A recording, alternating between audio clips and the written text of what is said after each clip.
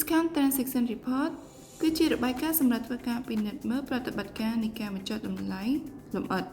ដើម្បីធ្វើការពិនិត្យរបាយការណ៍នេះជាដំបូងលោកអ្នកត្រូវចូលទៅកាន់ផ្នែក Profile ចុចចូលទៅកាន់ផ្នែក Report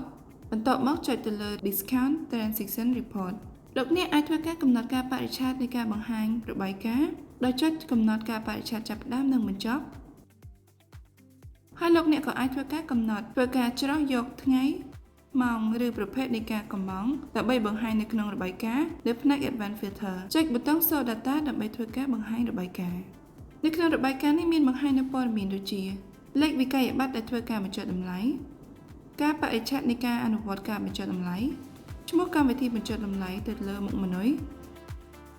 និងការបញ្ចុះតម្លៃទៅលើវិក័យប័ត្រតម្លៃសរុបនៃវិក័យប័ត្រទឹកប្រាក់នៃការបញ្ចុះតម្លៃសរុប